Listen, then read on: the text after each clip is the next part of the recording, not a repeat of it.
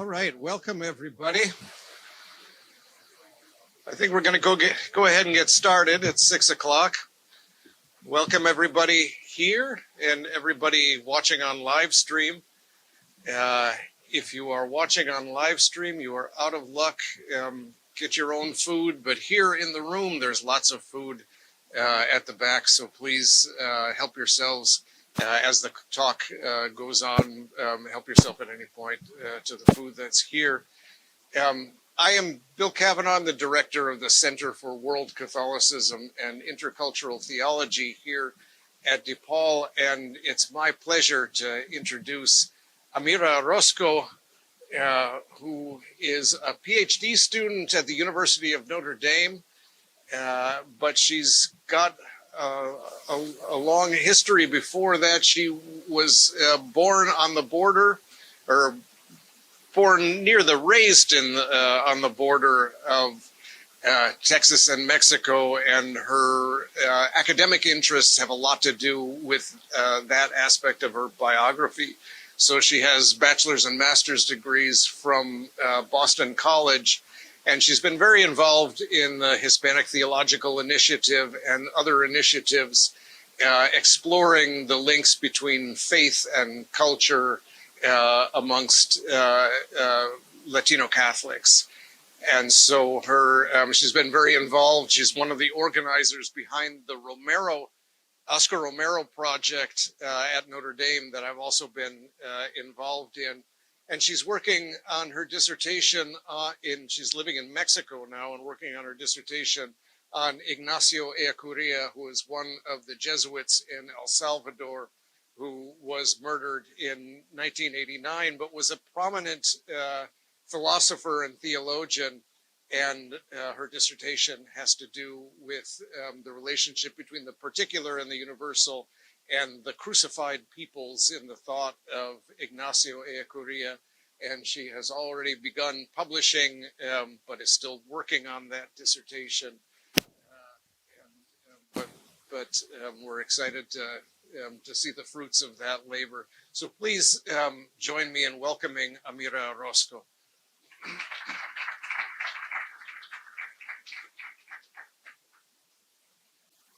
Thank you, Bill, for that.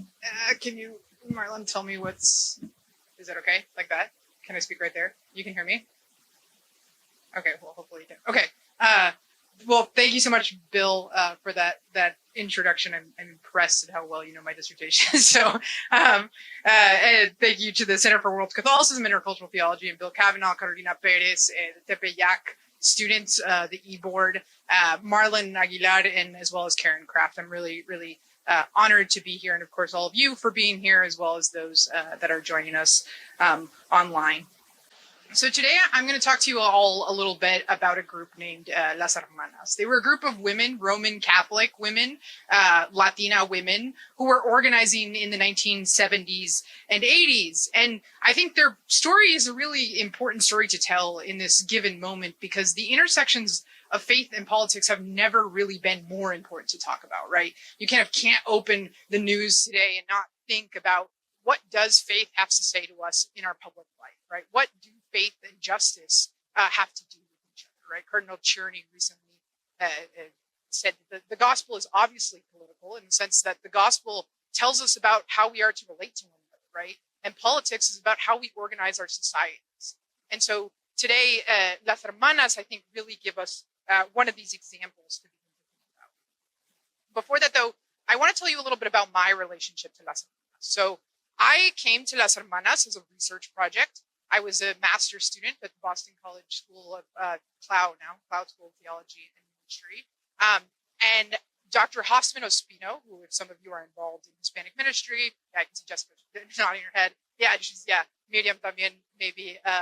Hosman Ospino does a lot of work on the national level with Hispanic ministry, but he handed me this book, and it's called Las Hermanas, Chicana Latina Religious Political Activism in the U.S. Catholic Church. I had sort of shown interest in thinking about the history of the Latina Church in the United States, and I was really interested in Catholics that took seriously the sort of social movements that were going on in the 1960s and 70s. But these women in particular really, really captured my imagination. I read this book in December of 2020, which for those of you who don't know, or don't remember rather, all of you know that it was COVID, right? And I was locked in my bedroom, but it was sort of this expansion of my imagination, right? And they really captured every part of my heart, who I was as a theological educator, who I was as a theologian, but really, most importantly, who I was as a Catholic, was really, really formed and shaped by these women. Just as a curiosity, has anybody ever heard of Las Hermanas who's in this room? So yeah, okay, yeah, you got some people, right? But their story's not super well known, right? That's despite the fact that I grew up in El Paso, Texas, as Bill said, that I grew up on the border between El Paso, Texas and Ciudad Juarez, Chihuahua. And both one of their founders as well as a lot of their key members are from El Paso. And I had still never heard of them, right? There's a poem dedicated to Saint Óscar Romero that's called "Prophets of a Future Not Our Own," and they say something in the poem. The author talks about we are prophets of a future not our own, right? And I think that Las Hermanas for me really are that. They're people who, in their time, were not listened to. They're in their time were sort of shut out of what could have been. But telling their stories is a way of sort of remembering. Is a way of sort of beginning to bring to life again their activities, right? And sort of telling who they were, right? I like to think of ourselves as sort of like, hijos and hijas y nietos y nietas of Las Hermanas, right? And telling their story is really, I think, a way of honoring these women and honoring what they had to go through. So a brief word on language here before, and those of you who are in Latino stuff a lot are going to be like, here it comes again, but I have to do it. As you may have noticed, I use the word Latine, which is, I'm a fluent Spanish speaker, and Latine is the gender neutral presidente, estudiante. But I will also use the word Latina when I'm talking about all women identified people. But the word Hispanic, and this is where it is, however, this is what the women themselves used. And so, although it's sort of it's outdated term now, I'll use it, especially when pulling from primary source documents. It's a way, I think, for these people, it was really a really powerful indicator. And it was a way to sort of bridge the gap between those Spanish-speaking people who came to this country as new immigrants, but also those who were here on the lands in 1848 when the United States invaded and annexed parts of Mexico, right? And what I'm trying to do here, I'm not trying to make a political point with any term that I'm using, but I'm trying to sort of identify who I'm talking about and also respect the terms that people are using for themselves. So in order to tell their larger story, I will work through 3 episodes today, repeating and synthesizing things I have been told from archival work, academic historians, and Las Hermanas themselves. Theologian Timothy Matabina, in a speech he gave at a conference in honor of Las Hermanas in 2005 at the University of Incarnate Word in San Antonio, quoted a 1990 essay by Hermana Yolanda Tarango, where she writes, quote, "It is important that we recognize the continuity between the work and dedication to the church of our foremothers and the struggles of Hispanic women who are questioning their role in the church today." These words are the paradigm that I am using today as I tell these stories. We are neither the beginning of history nor the end of it, and there are many who have paved the way for us to be here, and we are really looking to pave the way for those who will come after. We are the sons and daughters, nietos and nietas of Las Hermanas. So I'm using the term episode here because I want to emphasize that these are small narratives that are part of a sort of larger narrative. They don't exhaust the stories of Las Hermanas and who they were, and the importance of these episodes can only really be understood in the larger backdrop of changes in the church and in society. Much like our times, Las Hermanas were in a world that was experiencing rapid change, and they responded not with desperation, rushed decisions, or despair, but with prayer and with action. And that is, I think, the example they leave us. Not plans or blueprints, but a spiritual disposition. As I speak, I will show photos on the screen of Las Hermanas, and we'll also try to draw some connections. However, I'd like that if in the question and answers, you all can tell me a little bit about what impact Las Hermanas, knowing about Las Hermanas, makes for you. That's to say, you don't have to have an intelligent question. If you just want to comment on what these women were to you or are to you, that would be more than welcome. So the first episode. Las Hermanas' founding years between 1971 and 1975. Las Hermanas was founded in 1971 by Gloria Gallardo, a Holy Ghost sister from San Antonio, and Gregoria Ortega, a Victorino sister from El Paso. The organization was founded with the express purpose of attending to the needs of Hispanic people in the United States. That was to be done by direct contact. You got it? That's okay. You got it? Yeah. This was to be done by direct contact with the people, and then to be communicated to the church hierarchy in ways that advocated for both resources and attention to be given to the needs of Latina people. The full name of the organization that you can see here on this informe up there, you might not see it super well on the screen, but is Las Hermanas Unidas en Oración y Acción, Sisters United in Prayer and in Action. It gives us really several indications of their founding vision. In their Hermanas was chosen over names like Las Madres, the mothers, Las Religiosas Hispanas, the Hispanic religious women, or even Las Monjitas Revolucionarias, revolutionary nuns. To call oneself an hermana or a sister meant a certain horizontal relationship. It meant an identification with the people, a shared struggle. As Yolanda Tarango put it, from the very beginning, we wanted to be with the people. It was clear to those who joined Las Hermanas that Hispanic people were in a vicious cycle of high poverty and low education rates. The Catholic Church, they claimed, which housed the most Hispanics in the country compared to other churches and religions, had only on select occasions responded to these needs in pointed ways. They write in one of their founding documents, quote, "As a part of this same church, we now feel the obligation to respond to these needs before it is too late." Many of the organization's sort of earlier years were spent advocating for sisters to be taken out of education for white and middle-class children and into ministries where they were working particularly with farm workers and Latino laborers. They insisted that their work as religious sisters and their own vocation be allowed to flourish in their own communities, in communities with Spanish-speaking people.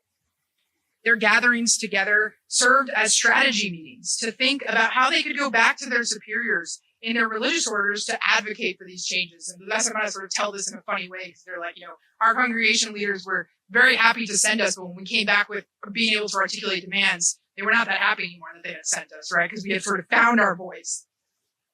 In this way, they were really dedicated to being a space where Hispanic religious sisters could feel empowered.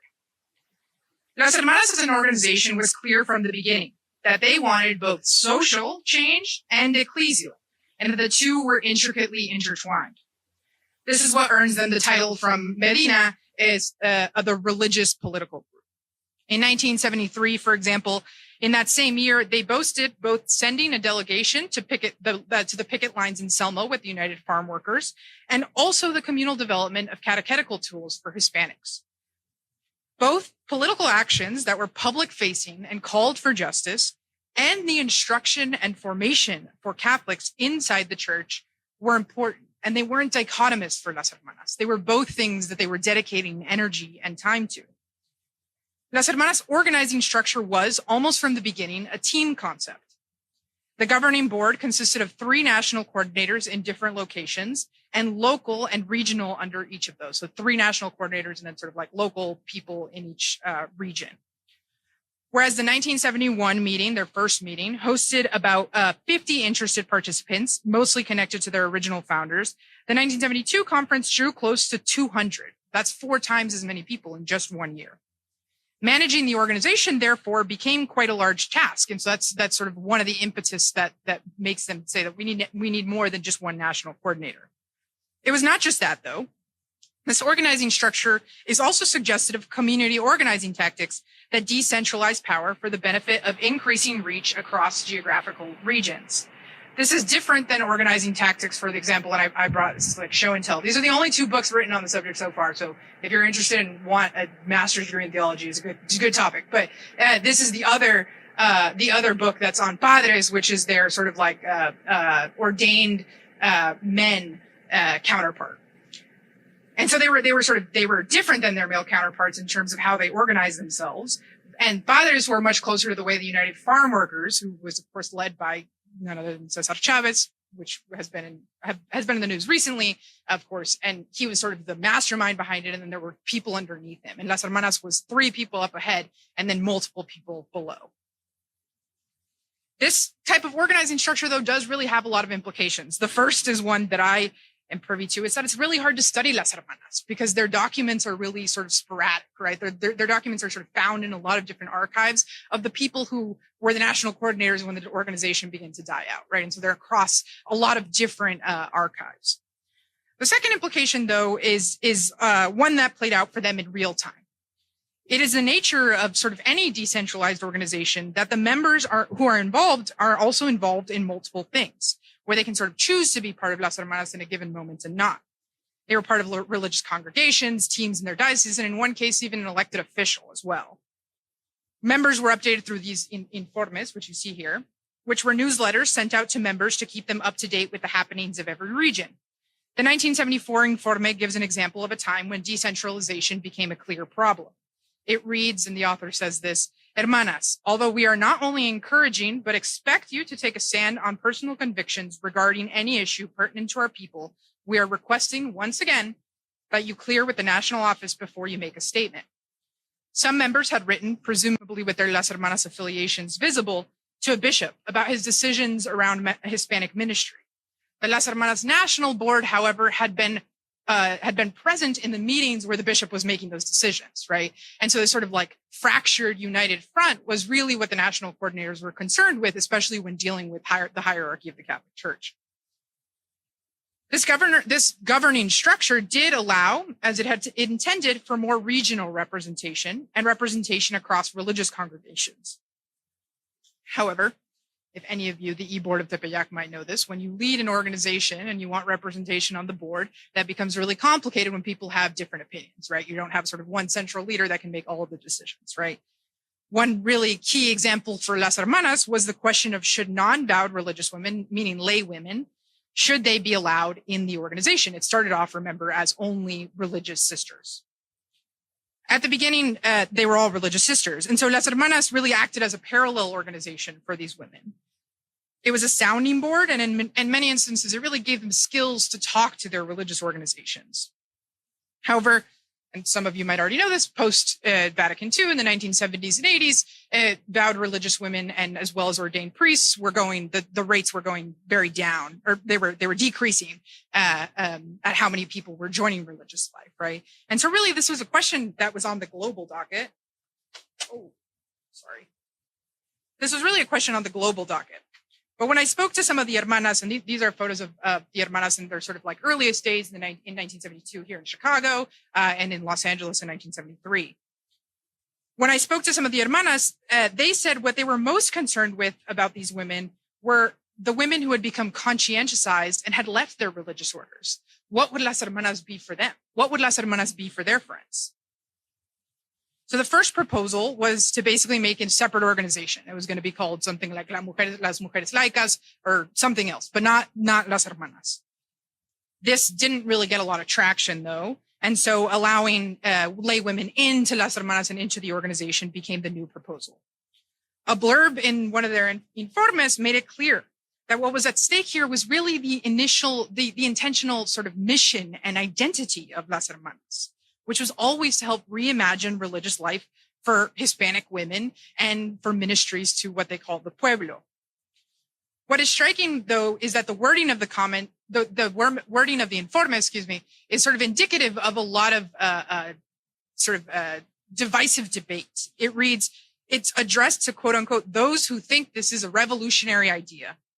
And they're emphatic to say that there are other organizations already doing this. Las Hermanas wouldn't be new in this. And so this is really clearly a controversial move. The 1975 National Convention, which took place the year after this informe of those who think it's a revolutionary move, was dedicated to the question of la mujer laica, the lay woman. And at this 1975 National Assembly, it's when the full membership of the organization was extended to non-vowed, that's lay women, for the first time. Only 4 years into their founding then, Las Hermanas fundamentally shifted the demographics of their membership. At least one hermana I interviewed, when asked a question about why Las Hermanas did not survive into contemporary times, and we can talk a little bit about in the Q&A why I think they don't survive into the contemporary times. She pointed to this moment of the integration of lay women. Although she herself stayed in the organization for many years later and became national coordinator, she said this was the movement This was the moment that the sort of early downfall of the organization began.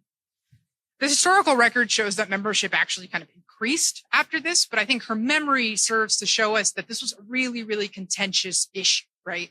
What is the difference between a vowed religious woman and a non-vowed religious woman, right? It was really, for her, it was like other lay women had other places to organize, right? They had families, they had things to do, and vowed religious women, really, Las Hermanas was their only place. But for a lot of people, to say that you couldn't be in it if you had left your religious congregation was to abandon some of their closest friends, including Ana Maria Isasi Diaz, who goes on to be one of their most important figures and had left religious life by 1976. And so by 1976, in a write-up of the business meetings at the National Assembly, the minutes read, "This was a first that really went without notice for all of us, but for the record, it was the first time that two hermanas not belonging to religious congregations were nominated. One of those was elected." By 1976, then, the issue seemed to be in the rearview mirror for the organization. In debating this topic, though, Las Hermanas were asking questions of not only who church is, but where church is. We can often think of the term church, I think, very literally, either the building or like sort of building in the sanctuaries, or very abstract, right? What does it mean to be part of church? What does it mean for somebody to be part of the church?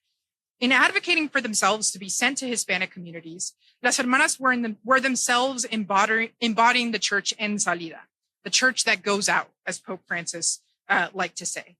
As vowed religious women, and eventually including lay women, they were embodying the body of Christ. As one hermana had said to me, part of what Las Hermanas did was empower people to stand up and say, I am church too. So the second episode.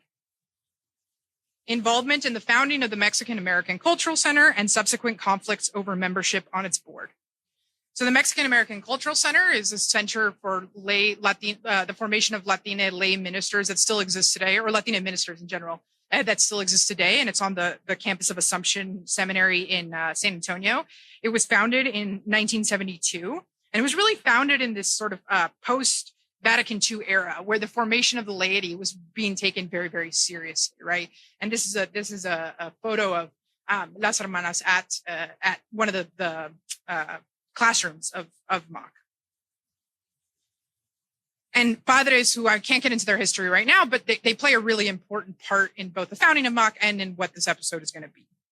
Gloria Gallardo was on the founding board of MOC. Gloria Gallardo is one of the founders of Las Hermanas. Juan Romero, who was one of the founding members of Padres, was also on its founding board.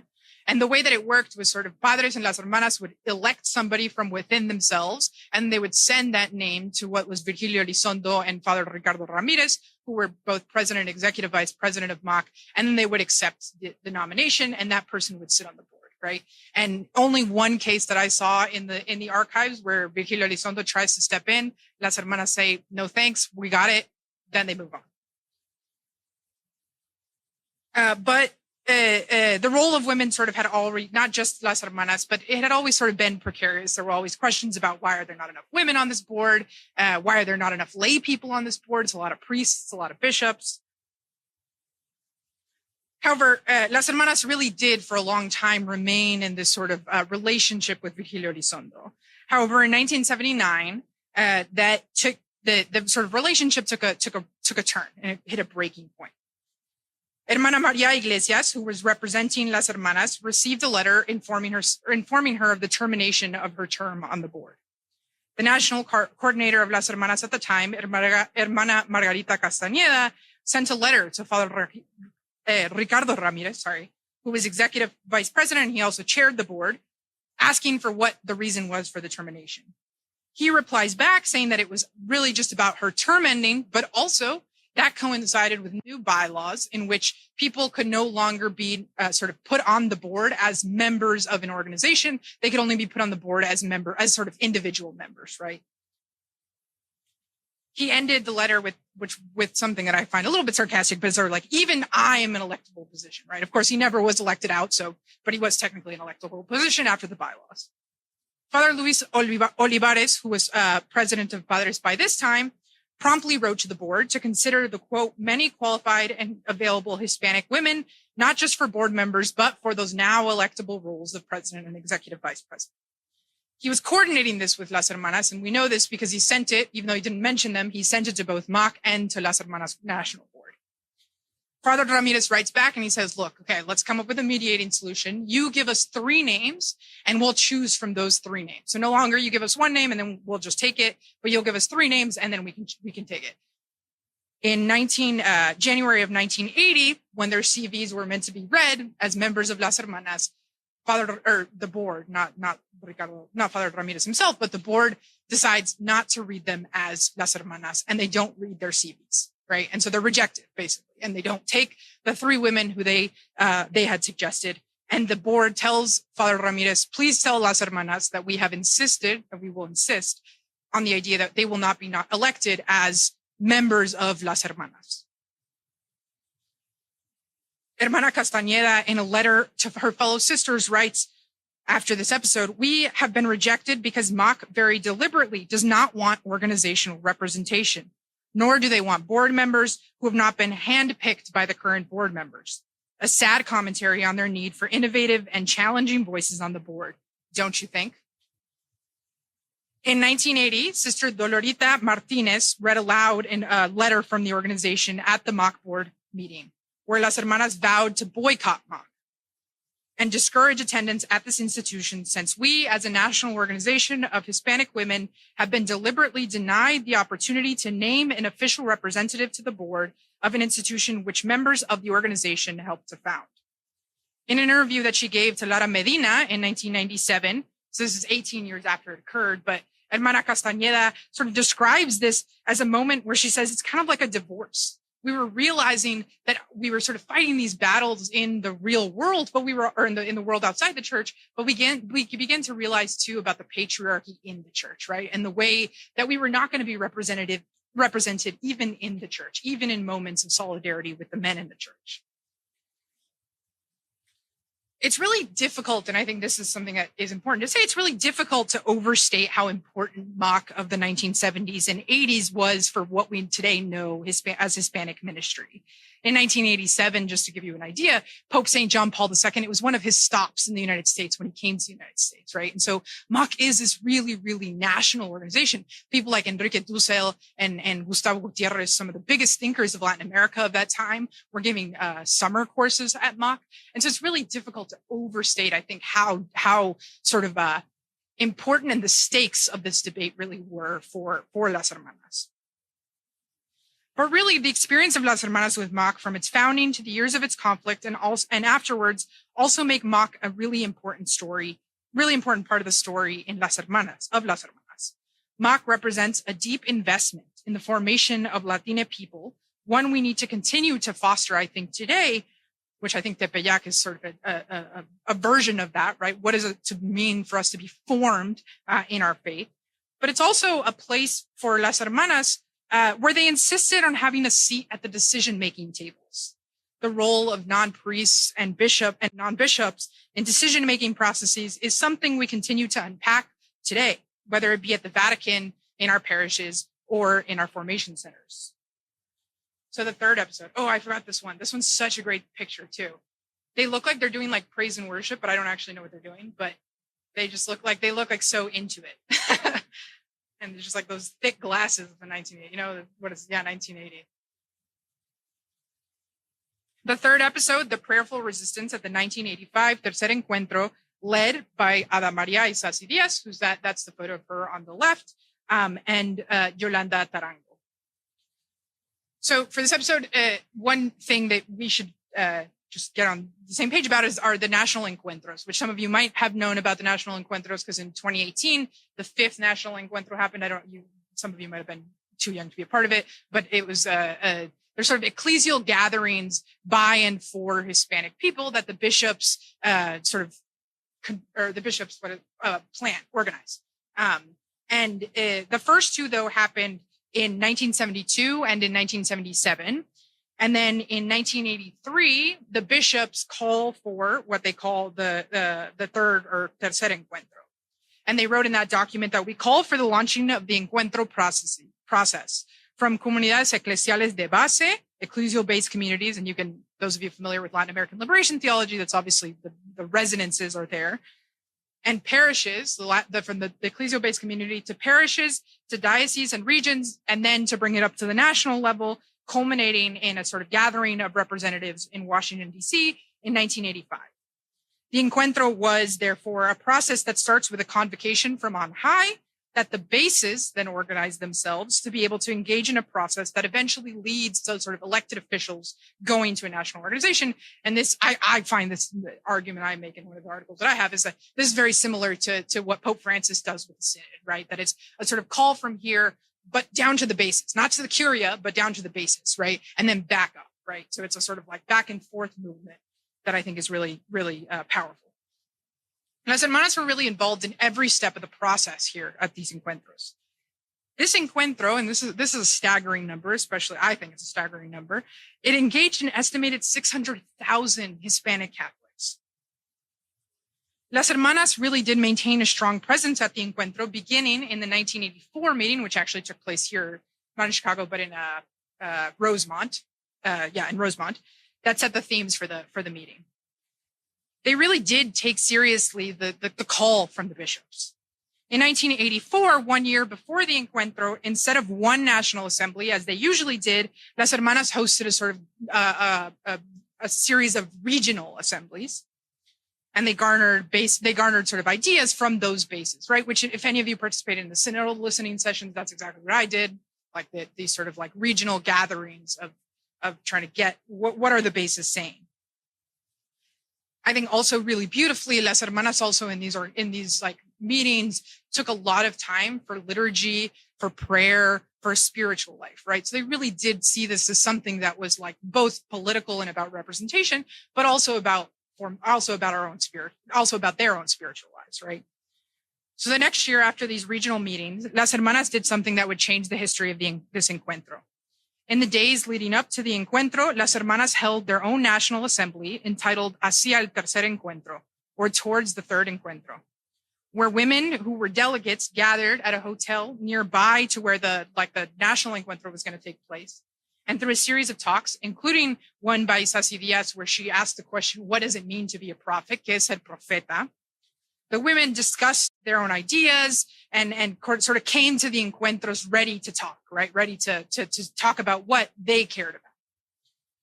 While the role of women in the church was not explicitly mentioned in this initial document written in Rosemont of the encuentros, then the role of women became a constant topic of conversation as the group of delegates gathered. By the time the concluding document, by the time of the concluding document, the proposed wording, which had come from the consultation, read, quote, "We, as Hispanic people, want to follow a thrust that values and promotes women at all levels of the church and in society." This wording, all levels, for some, pointed towards women's ordination to the priesthood. Some who were there told me as the proposal went up for a vote, and this is like, there's like so much like chisme like about what really happened here. But apparently like this young priest runs up to the podium and whispers in the chairman's ear, and then they're doing they're voting on sort of each amendment of what's going to be the final document, and they skip over that and they just don't talk about it. And we don't know who that priest was. I don't know who that priest was. Somebody probably knows who that priest was, but I don't know who that priest was. But a lot of people, or a lot of the sort of hermanas, think that he was sort of directly sent from the Vatican. The training and the organization of the pre-conference, though, that the Las Hermanas had held proved extremely useful in this moment, as chaos erupted almost immediately. As the conference ended for the night, Las Hermanas organizers gathered in the back of the church to discuss the event. And Tarango tells me a really funny story. She says, like, some of them wanted to cover statues of Mary with sheets because, like, if you're not going to allow women in, then don't talk about Mary.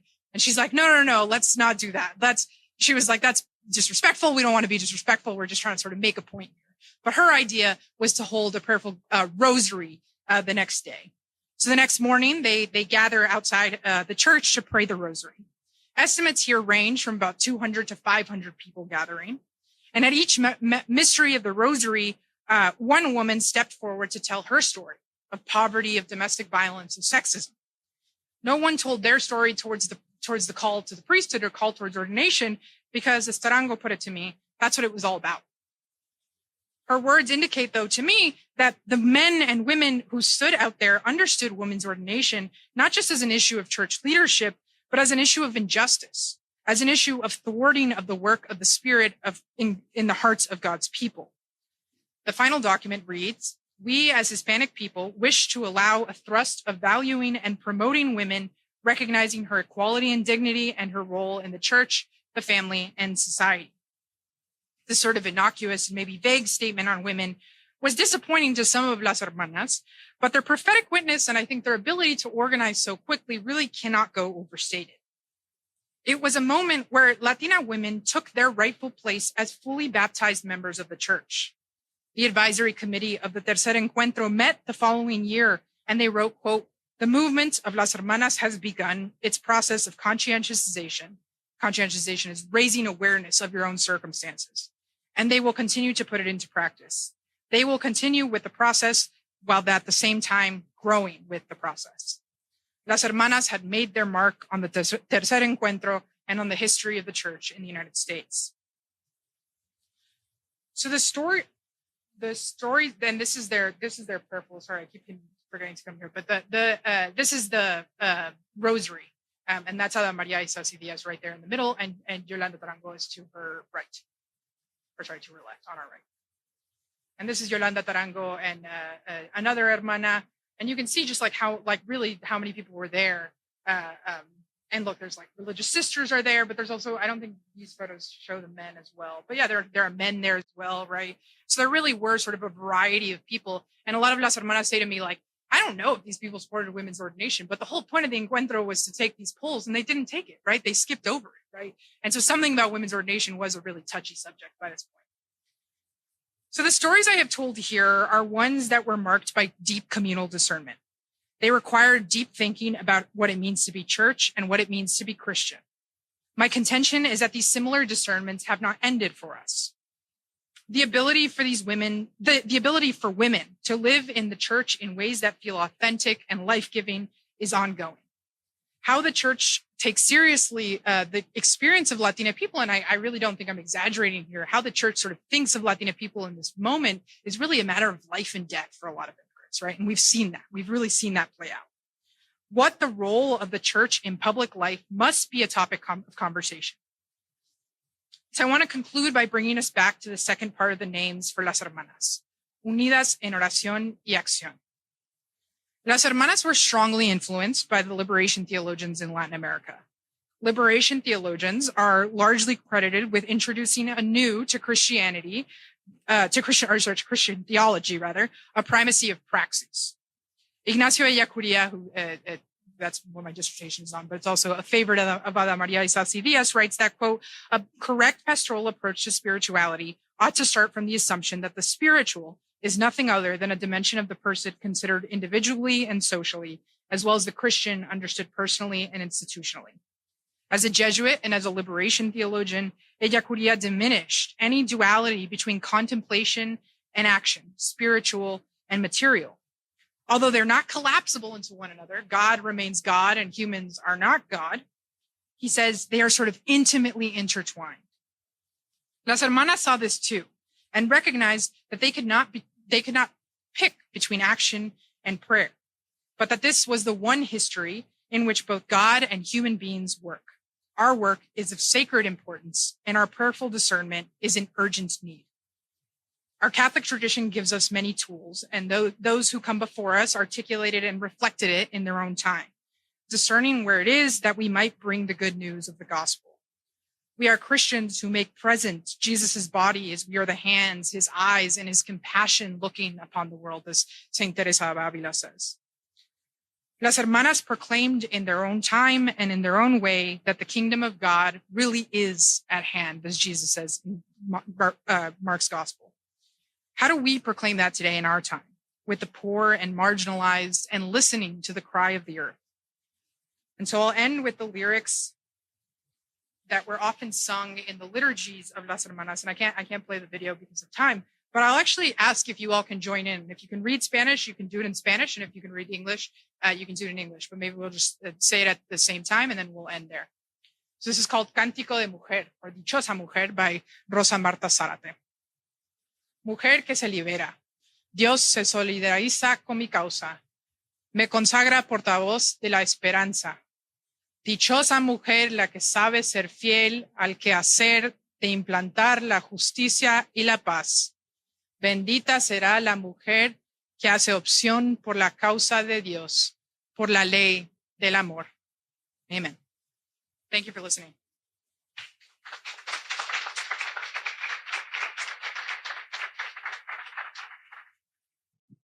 First of all, thank you, Amirah. This is just a shameless plug. We have churros at this table over here on the left, and there is a Keurig machine in case you want tea or coffee, so feel free to help yourself. There are churros that are filled, and then there are these tiny ones that don't have a filling. That is all. Please help yourselves. I did say it didn't have to be anything, a question, any intelligent question. Yeah, if anyone has a question, let me know. I'll run the mic over to you. Or a comment like Amirah had said. Or any sort of comment, yeah. Thank you, Amirah. Yeah. I think a lot of like even my own studies of like lay priests kind of being involved in particularly the Chicano movement and just kind of addressing the general, the issues of being Latina in the United States, particularly in the 60s, 70s, and 80s with like farm workers, and education. I was wondering because, well, two things. First, an archival question. Yeah. I love that. I love archives. And then second, kind of more the relationship with other, if there is anything in the archives that maybe allow you to know this, their relationship to other lay priests who were involved in more political matters, and their own placement with that, because at least in my own research, a lot of male priests did not particularly love involving women in some of the things. So I would be curious in knowing what that was like. But the first one on archive, you said that they're kind of spread out and sporadic because a lot of people didn't really like keep them, or the archive is spread out because they have been moved around and stuff like that as they were passing away. But what was it like, I guess, to try to create a more cohesive story with the archives and then using personal accounts from Las Hermanas that are still living? And what did the archive kind of like not include when you started speaking to the women?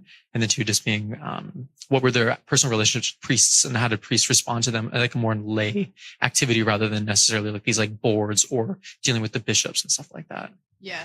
So the on the first question on archives, I think archives are they're really interesting because they both tell us a lot, and then also as they sort of oftentimes have absences, right? So one thing about Las Hermanas archives is that a lot of them are at Our Lady of the Lake University in San Antonio. Yolanda Tarango is currently at the University of Incarnate Word, which is also in San Antonio. They end up at Our Lady of the Lake University because of Tim Adavina, because he's a professor there, and like as archives go, a lot of them end up there. A lot of Ada Maria Isasi Diaz's archives are at Columbia. A lot of them are here at Loyola Chicago, where she talks a lot about Las Hermanas. And so they're sort of like all over the place because, as I said, they're really dependent on the people who are in leadership when the organization is sort of sunsetting. So one interesting thing though too about my research in Las Hermanas in particular, which I've come to notice as something odd, is that because I was doing it during COVID, I actually got the interviews before I got the archives, right? And so the interviews are with women, with five women plus Lara Medina, who the initial interviews are with 5 women plus Lara Medina on Zoom, and they were all like 60, 70-year-old women who like that was sometimes very hard. And back then Zoom didn't transcribe it for you, so I had to transcribe all the interviews. That was tough. But so I sort of look at the archives really always through the lens of what those women had already told me. I've looked at a lot of Virgilio Elizondo's archives as well, because those are held at Notre Dame. And so I could just literally like pop in. I popped in every single day for like a year. Elizondo's archives are where I get a lot of actually where the relationship between priests and Las Hermanas and what the priests were saying to Las Hermanas. And I don't want to dramatize or like sensationalize how the priests were sort of not open to a lot of the proposals of Las Hermanas, but I think there were times where there was rub, right? Yolanda Tarango later has a falling out with some of these people as well, and because of sort of similar circumstances. That is also available in the archive that Tarango actually didn't tell me about, and I was like, wow, qué buena onda. So like, she wasn't trying to talk bad about them, and so but I found it later, sort of in the archives and present in the archives. I was going to say something about Elizondo's archive that I forgot, but it'll come back to me. But, and so in Elizondo's archive, so Elizondo is part of Padres originally. He's sort of one of the original founders of Padres, but he really does stick to like MOC, and then he becomes the rector of San Fernando Cathedral, and then he becomes a professor at Notre Dame. Like he really does like go on to make it big, for lack of a better word. He's the father of Latina liberation theology in the United States, right?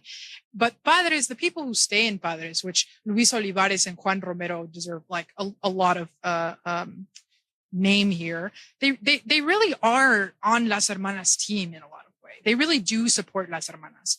The first years of Las Hermanas and Padres together, I think today in the U.S. Catholic Church, we can think about like how many Hispanic bishops we have and think like, well, of course, there were always Hispanic bishops in Texas because there's always been a lot of Hispanics in Texas, right? Of course, there were a lot of bishops in California because there's always been a lot of Latino population in California. We don't get the first Latino bishop until and I said 70 earlier today, it's 79. So 1979 is when we get the first. Patricio Flores is the first Latino bishop, right? And so Las Hermanas and Padres were really integral in that. Patricio Flores is one of the most important members of Padres. He really comes out of Padres, right? And so I think Padres in this sort of story of like, where are women supposed to be in the church, and how do men allow and gatekeep decision-making tables to women? I think Padres deserves a lot of like sort of kudos in that regard and respect in that regard. Yeah, I'll say that for now. Maybe I can say more, but I'll say that for now. Yeah. Unless somebody doesn't have a question, then I can keep going. But Krista, yeah. No, go ahead.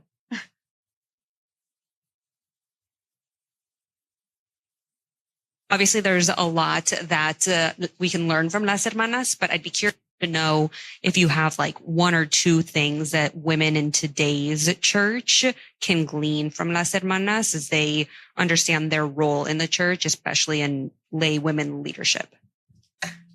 Yeah. So I'm going to expose you a little bit here, Krista, but Krista's a lay woman leader herself at Old St. Patrick's here in Chicago. And I think for me, people like you, Krista, like are very, the sort of taking up, and she's specifically a liturgist. And I think I look at that, and I think even when I was young in El Paso, a female liturgist was very, very rare, right? To even have the capability to be formed enough to be a liturgist, to then be able to sort of course, not celebrate, but put together the behind the scenes of what a liturgy is not something that I take for granted in terms of the women's ability to do that, or women have been allowed to do that. They've always been able to do that, but being able to do that. In 1977, Las Hermanas and Padres hold a joint conference where Ada Maria Isasi Diaz is in charge of all the liturgies. But in everything you find in the archives, that's like a total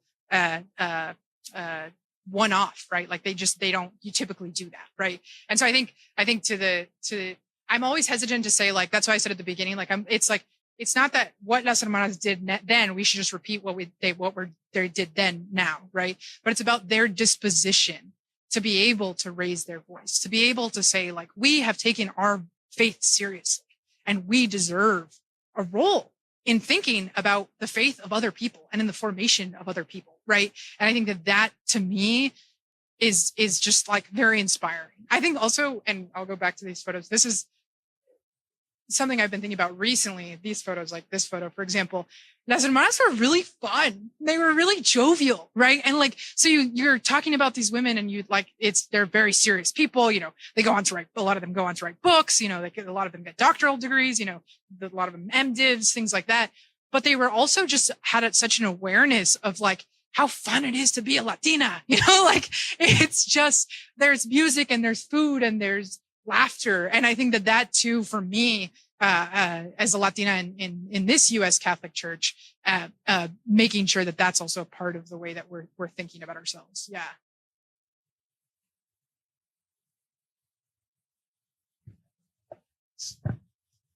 So, Amirah, while I'm listening here to you talk about this, it just seems like there's some things that have gotten a lot better and some things that have gotten a lot worse since then. And I'm just thinking about the new bishop who was named in West Virginia last week, who was undocumented, came to the U.S. as an undocumented person, and Pope Leo named him a bishop, and that seems like it's something that's gotten better in the church, but at the same time, what's going on with regard to immigration and the policies of the Trump administration, things have gotten so much worse at the same time. And I'm just wondering how the women that you're talking to feel about where we are at this current moment, and how we use the lessons of the past to encounter that reality. Yeah. So I don't want to speak for them, but I mean, I think that but I think you are correct to say that we're sort of finding ourselves in a worse position than Las Hermanas had even found themselves in some ways, right? Like with an even more urgent need to take up the need for Latina people, right? And the needs that have arisen out of this moment. I think, and to your first point too about the bishops in particular, one of the things that came to my mind that we spoke about earlier, but I'll say it for everybody, is like the part of what Padres and Las Hermanas dedicated a lot of their time to at the beginning was trying to get Hispanic bishops. And then they get a lot of Hispanic bishops, and they're not really the Hispanic bishops they want, right? And so they say like, well, technically that is what we asked for, but you're sending us like Opus Dei bishops from South America, right? And Juan Romero has a really famous quote in Tim Adavina's Latino Catholicism quote where he says like, they beat us at our own game, right? That's what we asked for. And you send us bishops who ultimately don't have our best interests in mind and who are actually very anti-Chicano movement, right? They're very anti the Chicano movement. And so I think the sort of like push to get Hispanic bishops sort of dies in the 1980s in part because of this. And I think it's since died. I don't think like Hispanic people are pushing, or Latino people are pushing for that anymore, really. But Bishop Morelia, I think his last name is. He's a very good example of someone who I think his lived experience is really close to what Latina people are living right now, right? And that I think is going to make it. And I've sat on some boards with him, and he's a phenomenal thinker and a very pastoral person. And I think that's going to be a really, really important part of how we begin to dispel the sort of demonizing that has that has happened over the past decade against Latino people. I think that I should say Yolanda, so Dominga Zapata is one of the main sort of actors of Hermanas, especially in the 1970s. She takes on a lot of the Segundo Encuentro. She lives here in Chicago, but she's like of older age. And so she wasn't able to be here today.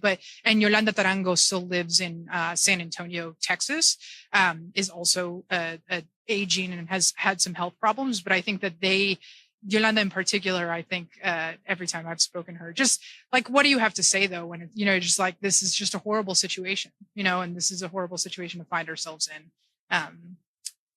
That I think that's also part of the spiritual disposition that I think that they held, right? Is like, I don't think that they took rash decisions almost ever. Like, I never saw that. And I think that they were very prayerful women who, to me, that's what they teach me in this given moment, right? Like, there's a real urgent call. It's like the real urgent call to slowness. It's kind of paradoxical, right? But the real urgent call to react and respond with a prayerful disposition is I think really, really in Las Hermanas a big deal. I'll just to plug is that Las Hermanas had their sort of iffy, they turned out to be right. They had their sort of iffy relationship with Cesar Chavez. So, and in the end, they never obviously accused him of anything, right? But they saw in him a sort of cult of personality that Dolores Huerta, they were really close to Dolores Huerta,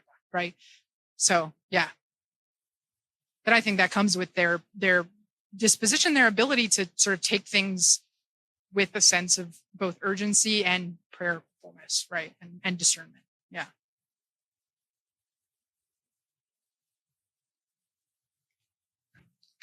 Hola, Mira. Earlier you mentioned that you have your own thoughts as to why Las Hermanas came to an end. Do you mind sharing that? Me quedo con las ganas de escuchar más. Yeah. So, I mean, I think there's like so many hypotheses. So I quoted one of the women who thinks like, well, Las Hermanas just became, she talked about they had a 2000 national assembly in El Paso, Texas, and she told me about the lay women who knows if it's true, right? So I said a little bit cheek and tongue, but maybe it is true. It's the lay women who like went over to Ciudad Juarez to go shopping and like didn't really care about anything because they were there because like they wanted to have fun and whatever. And so that's like one hypothesis, right? Is that Las Hermanas became the sort of like non-unique space in that like there were a lot of different spaces where lay women could be, and Las Hermanas was just no longer unique, right? In what it could offer to people. I mean, I think my sort of historical eye, if you will, the 1980s was a time of really great change in the Catholic Church under the pontificate of Pope St. John Paul II, right? And that, for example, I think it's 1983.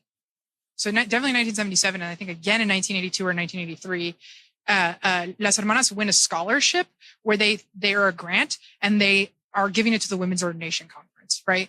In 1985, this whole scandal happens, right? Over something that didn't even mention women's ordination, right?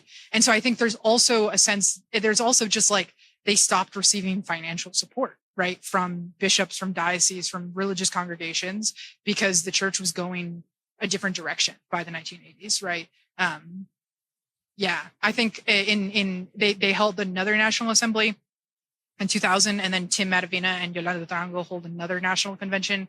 Tim was, of course, not an hermana, obviously, but they held another national convention in 2005 at the University of Incarnate Word, and that's like the last time you get like a sort of big surge of Las Hermanas coming together. A lot of their earlier leaders have passed away too. So that's also part of it.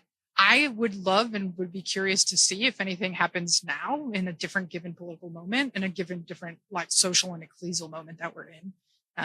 Maybe we can start it, Carolina. We're just not to. Yeah, that's like my hypothesis, sort of like in the historian's eye, is just like the changes were going the opposite. They were going a different direction. Yeah. Thank you. Hello. What's your name? Damon. Hi, Damon. Great talk. What do you kind of come to this? Like you kind of said earlier, they call for a slow, prayerful, action plan. However, you just said like the money went away from them. Their like support from like the men in the church, I would say, like disappeared. What would you say an argument to be like, do it slowly, but like in my opinion, the slowness kind of could have been a rationale for the ending of it because there was enough actionable items to be seen that they were making efforts. So I think so by sort of 1985, for example, that women's ordination conference, grant that they're getting, that gets funneled actually through Padres. Ada Maria Isasi Diaz by 1985 is very active. And so she's making a lot of moves. Like you can see her making a lot of moves. I think that she's making moves that the funders weren't in agreement with, right? That just wasn't. And I think that your question though, I think is really interesting to think about, like sort of in general, discernment often requires us to be very practical, right? Like when we slow down, we realize like there are some things that are not possible because I'm not going to get that grant if I put it this way, but that's what I actually want to do. But I'm not going to get it if I word it this way. Right. And I think that is a St. Ignatius, who's sort of who we think about in the church when we think about discernment. He says discernment is never, the point of discernment is that never an easy decision. If there was an easy decision, you wouldn't have to discern, right? It's always between two difficult decisions, right? And so I think that continual sort of, I think about this now, like the bishops, I think there's a lot to critique about the way that the bishops did not come to the table fast enough on the issue of immigration, right? They just didn't. And now they're in the public square and they're saying what they need to say, but there's a lot to critique about the fact that they didn't. And also, as soon as they did, a lot of money was taken away from them, right? And a lot of money that was given to immigrants was taken away from them, right? I know people in this room who have been affected by that, right? And so I think the both the practicality and like where do you get the the money, where do you get the resources when you're trying to make these decisions, I think is something that I consider both a practical decision, and I think Las Hermanas remind me that it's also a spiritual decision, you know. If nobody else has a question or comment, I want to thank a few people before we thank Amirah one more time. I want to thank Marlon and Karen and Elliot for running the show. I want to thank Carolina Perez from Catholic Campus Ministry for this collaboration. This is part of our series. What is it called? Catolicismo, Cultura y Comida. Catholicism, culture, and food. And this has been a really rich collaboration, and I hope we can continue that. I really want to thank the students here from Tepeyac and the Catholic learning community for taking this spirit and moving it forward. I think that's really important. And lastly, not least, but I want to thank Amirah for this beautiful presentation and for bringing that spirit on display to us. So please join me in thanking Amirah. Thank you guys.